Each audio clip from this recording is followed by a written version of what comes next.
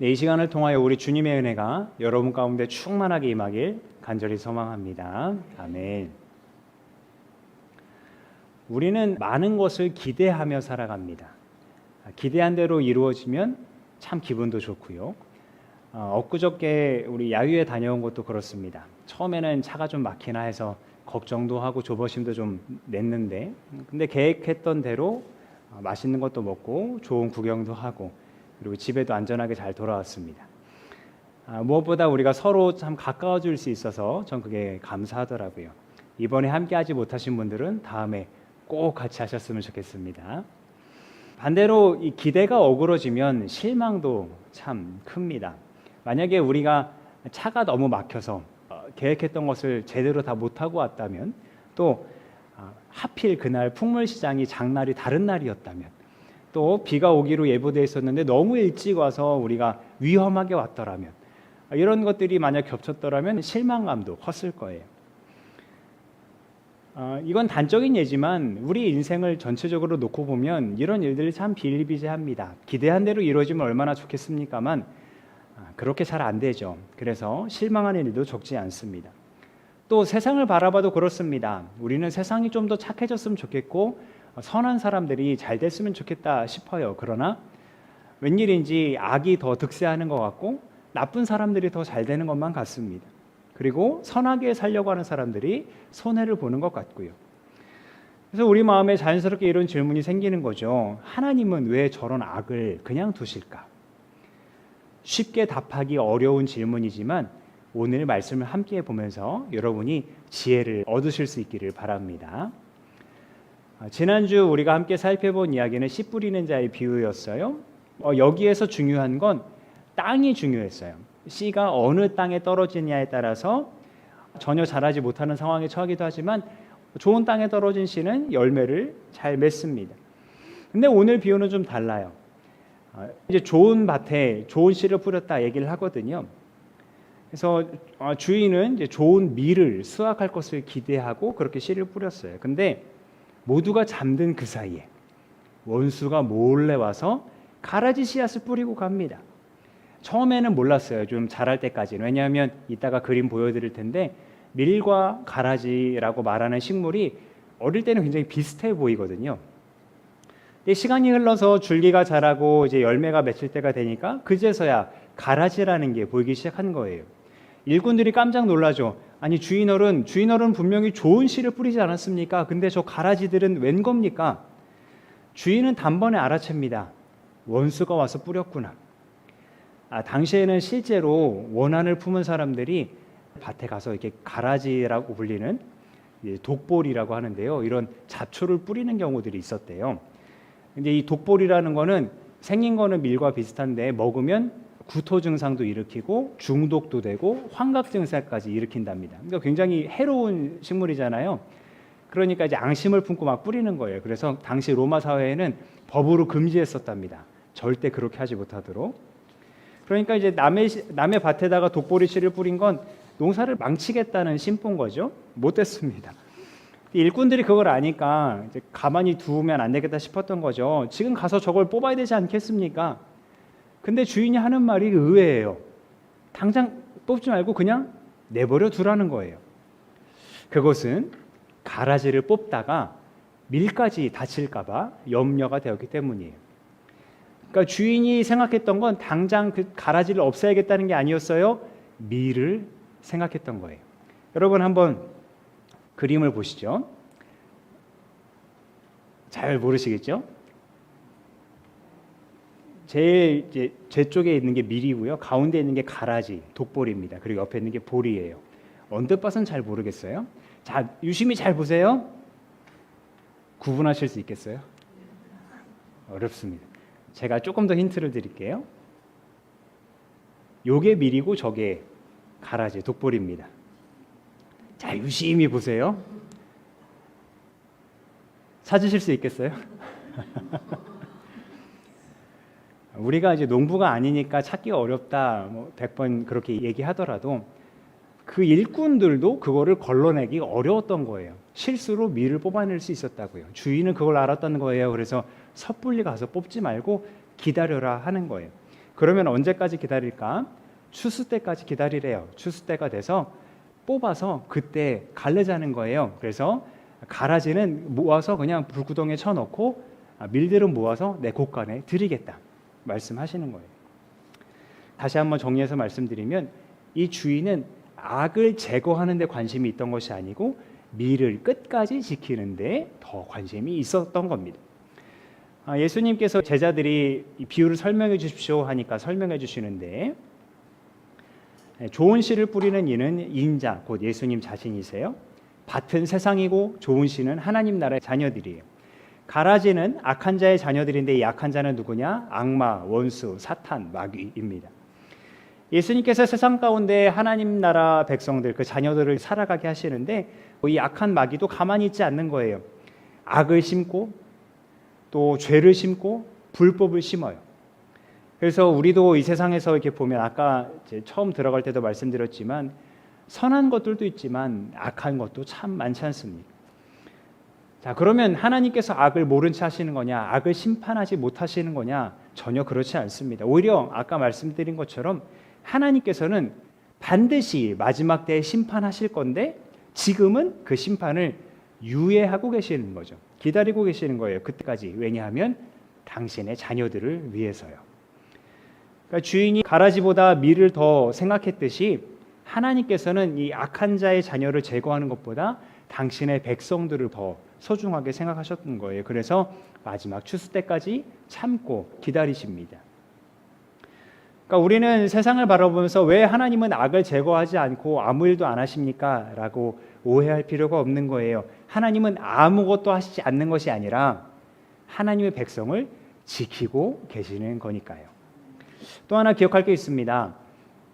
주인이 가라지를 뽑지 말라고 한 건 이 추수꾼, 종들, 일꾼들이 심판자의 자리에 서지 않도록 하기 위한 것입니다. 오늘 비유에서 추수꾼들은 이제 천사들을 말하는데요. 우리에게도 적용할 수 있어요.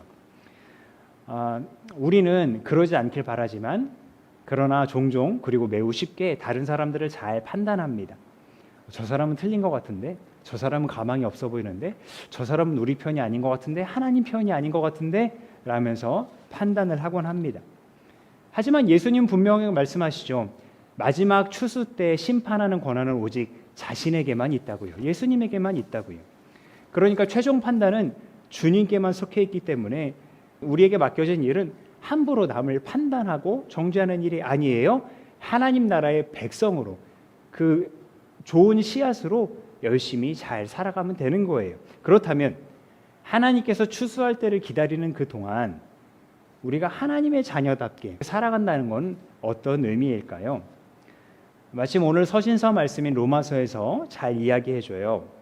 사도 바울은 하나님의 자녀를 성령의 인도함을 받는 사람이라고 합니다. 같이 따라해 보실까요? 성령의 인도함을 받는 사람, 성령의 인도함을 받는 사람. 아멘. 하나님의 영, 그 성령님의 인도하심을 따라 살아가는 사람이 하나님의 자녀인데 성령님은 우리를 종으로 부리지 않으세요.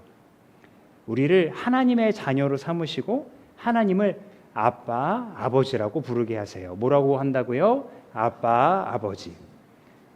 그래서 하나님을 아빠라고 부르는 자녀답게 살아갈 수 있도록 우리를 지키고 보호해 주세요.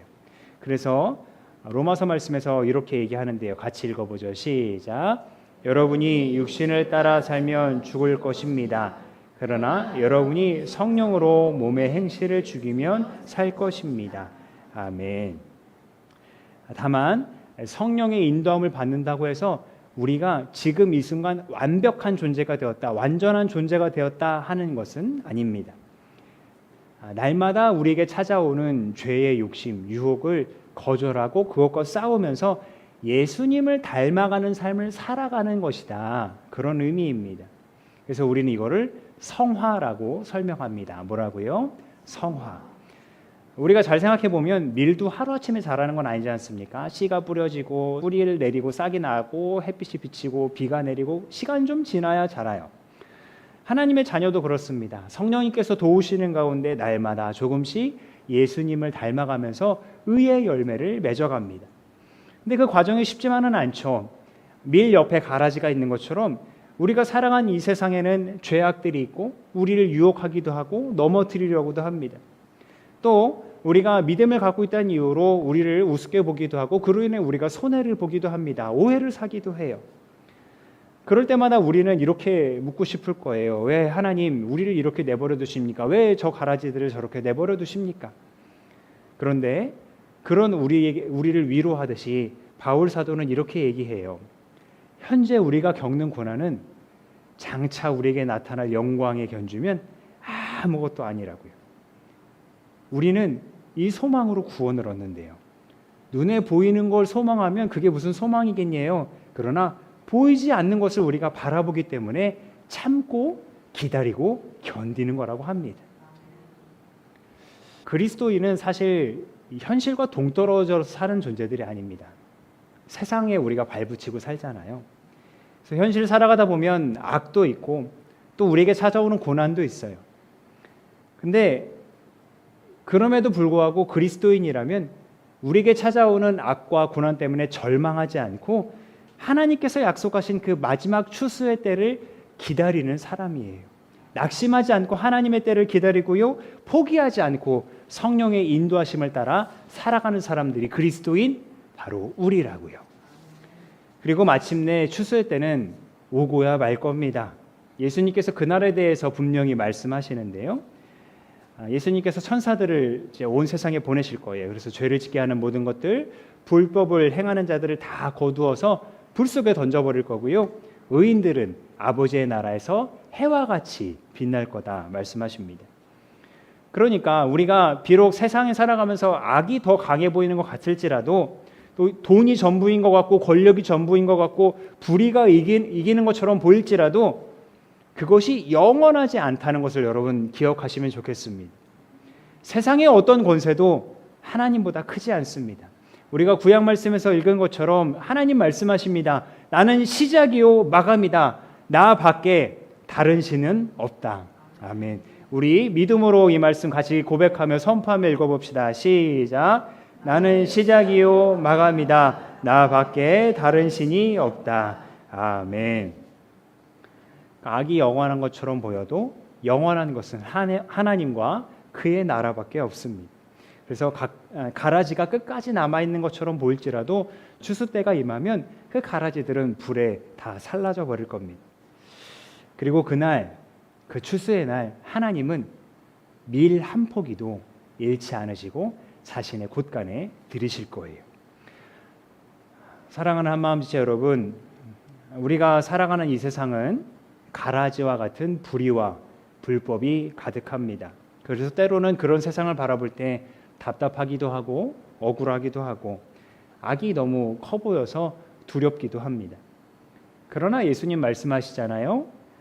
추수 때가 반드시 올 거고 그때까지 기다리라고요. 근데 이 기다림은 어떻게든 되겠지 모르겠다 하는 체념이 아닙니다. 이 기다림의 과정은 하나님을 신뢰하는 과정입니다. 심판을 포기하는 것이 아니라 그 심판을 하나님께 온전히 맡겨드리는 믿음입니다. 그리고 그때가 오기까지 우리는 성령의 인도하심을 따라 살아갑니다.